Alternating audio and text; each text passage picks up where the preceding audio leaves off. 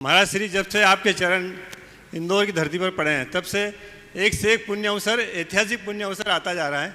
उसी कड़ी में अब आने वाले 2 दिसंबर, महाराज 2 नवंबर बोला आपने, 2 दिसंबर से 7 दिसंबर 2 दिसंबर से 7 दिसंबर को एक ऐतिहासिक पंच कल्याण प्रतिष्ठा होने जा रही है, जिसमें गोकुल नगर के जैन मंदिर के साथ ही 4 मंदिर और जुड़े हुए हैं।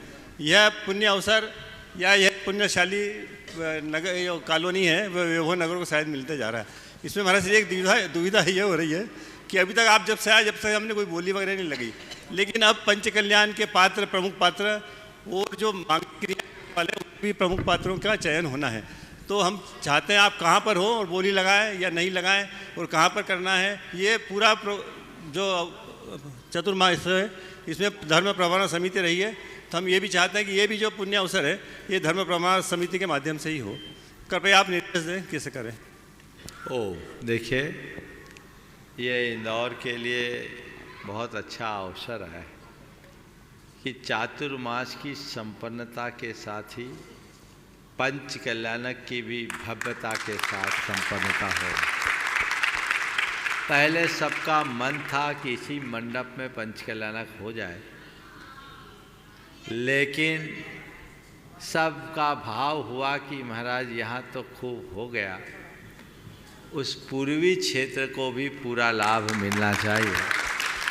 और पूर्वी क्षेत्र के लोगों के विशेष आग्रह को देखते हुए, क्योंकि मंदिर भी उधर ही है, तो हमने सोचा चलो हमें भी थोड़ी सहूलियत हो जाएगी।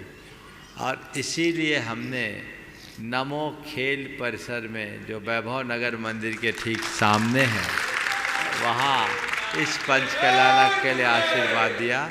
उस खेल परिसर को उपलब्ध कराने में राजीव भाई पार्षद की बड़ी भूमिका है। और ये उसका भी भाव था, महाराज ये मेरा क्षेत्र है तो एक कार्यक्रम उसी क्षेत्र में होना चाहिए, और उन्होंने बहुत अच्छे से उस क्षेत्र को उपलब्ध कराया। मैं तो यही कहूँगा कि पंच कल्याणक भव्यता से संपन्न कराना है। हमारे साथ का कुछ योग ऐसा बनता है कि छोटे आयोजन भी बृहत रूप ले लेते हैं। तो आप इसको यही मान करके चलिए कि ये आयोजन छोटा नहीं, आयोजन भी बृहत रूप लेगा। और बंधुओं, पंच कल्याणक कभी छोटा नहीं होता। पंच कल्याणक भगवान का वो छोटा कैसे होगा? संस्कार तो सब में एक बराबर होंगे, मंत्राराधन तो सब में एक बराबर होंगे, पूजा आराधना तो सब में एक बराबर होते हैं। तो छोटा और बड़ा कहाँ? आयोजन का स्वरूप छोटा हो सकता है, आयोजन का स्वरूप बड़ा हो सकता है, पर अनुष्ठान छोटा बड़ा नहीं होता। लेकिन जिस तरह का उत्साह भाव आप लोगों ने प्रदर्शित किया, जिसके कारण हमें यहाँ से वहाँ की सम्मति देनी पड़ी, वो इस बात का संकेत और प्रमाण बन गया कि आयोजन भी इंदौर के अब तक के आयोजनों के अनुरूप बृहत स्वरूप ग्रहण करेगा और ये भव्य प्रभावना का आधार बनेगा। इसलिए अब आप लोग तैयारी कीजिए। हम चाहते तो नहीं थे कि बोलियां लगाएं, हम तो चुपचाप काम करने में ज़्यादा रुचि रखते हैं। लेकिन आपको क्या बताऊं, सौधर्म इंद्र के 4 दावेदार मेरे पास आ गए और चारों का फिगर बराबर है। अब बोलो क्या करूं, किसको चुनूं? 4 सौधर्म इंद्र तो बना नहीं सकते। अब आप लोग बताओ क्या कर रहा है? हाँ, चिट्ठी से काम नहीं चलेगा। तो ये काम करते हैं, इन सब से बातचीत करेंगे। 24 तारीख आगामी रविवार को इसी स्थान पर पात्रों का चयन आप करिए। इस बीच उनसे संपर्क कर लीजिए। बातचीत में हो जाए तो ठीक, और नहीं हो तो जो समाज की मान्य परंपरा है बोली की सो करना, चुनना तो है ही। जिसका भाग्य होगा वो होगा। माता पिता का चयन तो हमारे अधिकार में है, उसमें हम जिसको चाहेंगे वो ही बनेंगे। बाकी पात्रों का चुनाव आप लोग अपनी परंपरा के अनुसार कर सकते हो। सौधर्म इंद्र है, कुबेर है, महायज्ञ नायक है, यज्ञ नायक है, ईशान सानत कुमार महेंद्र है, प्रथम आहार दाता राजा श्रेयांश सोम है, ध्वजारोहण का सौभाग्य ये पंच कल्याणक प्रतिष्ठा महोत्सव के महापात्रों की श्रेणी में आते हैं। और ये भागीदारी बहुत दुर्लभता से प्राप्त होती है। पात्र तो और भी है मेरे ख्याल से, कितने बनते होंगे तो भैया लोग बताएंगे। हाँ, भरत बाहुबली बहुत है जो मुख्य पंचकल्याणक के पात्र हैं। आप सब लोग मानस बना ले, आज 20 तारीख है, 4 दिन में 24 तारीख को पहले पात्रों के चयन की सोच रहे थे कहीं और, लेकिन ये 24 तारीख का कार्यक्रम इसी मंडप से होगा। यहीं पर पात्रों का चयन होगा और जो भी पात्र बनना चाहते यहाँ आ जाए। ये तो बोनस में मिल रहा है आप लोगों को लाभ। वैभव नगर, उदय नगर, क्या वज्रेश्वरी, ब्रजेश्वरी नगर, गोकुल नगर, समकित नगर, तिलक नगर, गोयल नगर और पता नहीं कौन कौन सा नगर है। सब नगर वहाँ से 1-1.5 किलोमीटर के एरिया में है। निश्चित वहाँ भव्यता के साथ पंचकल्याणक प्रतिष्ठा महोत्सव होगा। सबके मन में एक साध होती है कि मैं एक बार सौधर्मिंद्र बनूं, एक बार कुबेर बनूं, एक बार भगवान के प्रथम आहार दाता बनूं। ये तीनों पात्र एक बार भगवान के माता पिता बनने का सौभाग्य मिले। ये सब पात्र एक भवावतारी होते हैं। जो साक्षात सौधर्मिंद्र होता है, जो साक्षात कुबेर होता है, वो उस भवांतर में आके मोक्ष जाता है। जो भगवान का प्रथम आहार दाता होता है वो उसी भाव में मोक्ष जाता है। जो भगवान के माता पिता होते हैं वे सब निकट भव्य होते हैं। तो ये महान अवसर आप सबको प्राप्त हो रहा है और गुरु सानिध्य में मिल रहा है। हमारा पहला चातुर्मास हुआ ना, प्रथम हुआ ना, प्रथम चातुर्मास है और अभी तक यहाँ जो भी आप लोगों ने किया वो पहली बार किया है। पंचकल्याणक भी पहली बार हो रहा है तो पहले नंबर का होना चाहिए। आप सब अपना उत्साह जगाए। अब तो टाइम मिल गया, नहीं तो अभी तो पंचकल्याणक चल रहा होता। 18 से 23 का सोचा था, लेकिन व्यस्तता और आप सबकी थकान को देखते हुए हमने 2 हफ्ता बढ़ा दिया और 2 हफ्ता बढ़ने के बाद अब ये आयोजन 2 दिसंबर से 7 दिसंबर तक होने वाला है। मत चूको चौहान। पात्र बनकर के हमें पंचकल्याणक में भागीदारी रखना है और अभी मौका मिल गया तो मिल गया, फिर पता नहीं कब मिलेगा। हो सकता है तुम पंचकल्याणक तो करा लोगे, सौधर्मिंद्र आदि भी बन जाओगे, कोई भी पात्र बन जाओगे, पर हम इंदौर में रहें इसकी उम्मीद फिलहाल तो नहीं दिख रही है। आगे तुम्हारा भाग्य है। तो गुरु सानिध्य में ये मौका आप सबको लेना है, तो अभी से मानसिकता बना के रखिए। दोनों स्तर पर काम कीजिए।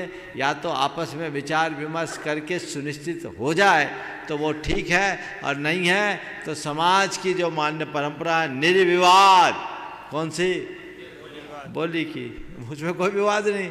हम नहीं चाहते कि ऐसा कोई हो जाए कि अंदर खाने बात करे और कोई ऐसे आम व्यक्ति को अभी मन हो कि उसको सौधर्मिंद्र बनने की इच्छा हो, आप अप्रोच नहीं कर पाए। तो जितने लोगों की इच्छा है वो समिति से, ब्रह्मचारियों से संपर्क कर ले, आपस में बात बनाए। नहीं तो फिर जो होगा सो होगा, जिसका भाग्य होगा उसको अवसर मिलेगा। आप सब बढ़ चढ़ करके अपनी भागीदारी सुनिश्चित करें, जिससे इस पंच कल्याणक को भव्याति भव्य तरीके से संपन्न कर सके। और 15 दिन में तो सब रिफ्रेश हो जाते हैं, तो पूरी टीम धर्म प्रभावना समिति की एकदम रिफ्रेश हो जाए। और उस क्षेत्र में एक तो ऐसे ही बहुत बड़े बड़े कार्यकर्ता हैं जो 4 महीने आहार विहार निहार में लगे रहे। मुझे तो लगता है वही पुण्य उछल करके आया है कि ये योग उनके घर पहुंच गया, नहीं तो आयोजन तो यहाँ होना था। लेकिन हाँ, ये भाग्य जिसका होता है वही होता है। तो अब जब भाग्य आया है तो फायदा भी उठाना है। और मैं तो चाहूँगा उसी क्षेत्र में बसे हुए लोग ये मौका का फ़ायदा उठाए तो उनके लिए ज़्यादा अच्छा है। फिर भी जिसके भाग्य में होगा उसको ही सब प्राप्त होगा। सभी को आशीर्वाद, जुट जाइए, तैयारियां तो चली है। महाराज जी 24 तारीख का महाराज जी। हाँ, और सुनो, वैभव नगर वाले प्रतिष्ठा कराना चाहते थे 2019 में, खूब लगे, खूब आए 52 गजा। उस समय योग नहीं बना, पर गुरुदेव का योग मिल गया। अच्छा है वो उस समय का अधूरा योग अब पूरा होने वाला है। तो पूरा न केवल वैभव नगर, उदय नगर, ब्रजेश्वरी नगर, तिलक नगर, गोयल नगर, समकित नगर और गोकुल नगर की तो प्रतिष्ठा है ही। सभी को उत्साह के साथ इसमें भागीदारी रखना है। 24 तारीख को प्रातःकाल 8:30 बजे से जो प्रवचन का कार्यक्रम होता है उस दिन 10:30 बजे तक कार्यक्रम होगा। और हर्ष बार बार मुझसे निवेदन करता है कि महाराज जी हमने झांकियों और अन्य प्रस्तुतियों के लिए कुछ पुरस्कृत करने की योजना बनाई थी, तो मैं ये कहता हूँ उसकी भी घोषणा आज ही कर दीजिए हर्ष भाई। वह कार्यक्रम भी 24 तारीख को यहाँ संपन्न किया जा सकता है। एक साथ सारे काम सभी को आमंत्रित कर लीजिए और ये 24 तारीख को यहाँ सारा कार्यक्रम सुनिश्चित हो जाए। फिर 25 को क्या होगा मुझे पता नहीं, लेकिन 2 तारीख से 7 तारीख तक होने वाले पंच कल्याणक की संपूर्ण तैयारी आप सब अच्छे से कर लीजिए। महाराज जी। हाँ राजू बड़ा बोलो सर। हाँ हाँ राजीव बोलो। राजू ही बोलो। बिल्कुल बिल्कुल, हाँ बोलो राजीव। नमोस्तु गुरुदेव। जैसा महाराज जी ने अभी कहा, प्रथम चातुर्मास महाराज जी का यहाँ हुआ, प्रथम रथ यात्रा निकली, प्रथम पंचकल्याणक हो रहा है। वैसा ही मुझे प्रथम आशीर्वाद गांधी कोल्ड स्टोरेज में महाराज जी का मिला और वहाँ महाराज जी ने बोला था कि इंदौर में राजीव भव्य प्रोग्राम होना चाहिए। और देखिए हमारी धर्म प्रोन्नति समिति द्वारा बहुत ही बढ़िया कार्यक्रम यहाँ पर किया गया। और कल जब महाराज जी यहाँ से फ़ोन आ रहे थे तो मेरी मीटिंग चल रही थी नगर निगम की, तो उस टाइम तक मेरे दिमाग में उदय नगर का था कि पंचकल्याणक वहाँ होगा। तो मैं उदय नगर की तैयारी की मीटिंग में पर आयुक्त महोदय और सभी टीम के साथ कर रहा था।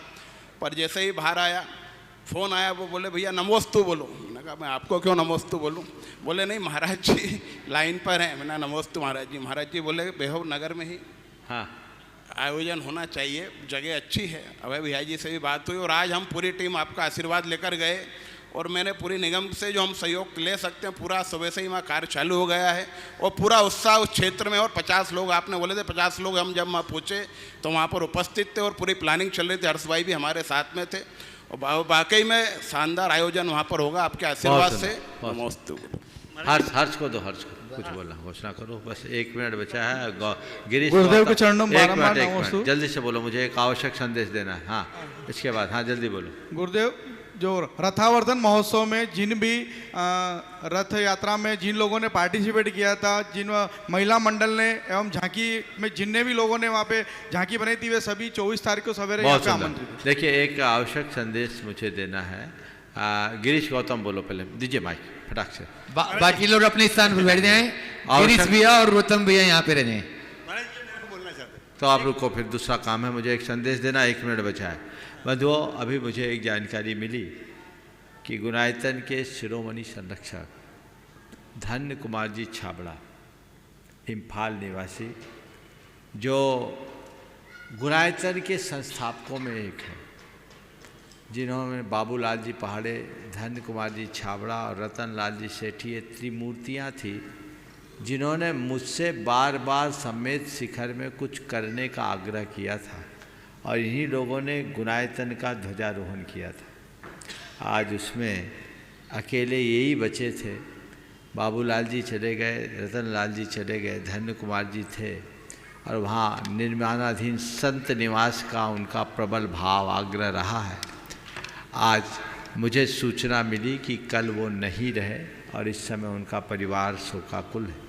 निश्चित ऐसे व्यक्ति का जाना पूरी की पूरी समाज के लिए बहुत बड़ी क्षति होती है। बड़े उदार चित्त, सुहृदय, धर्मनिष्ठ, सुश्रावक थे।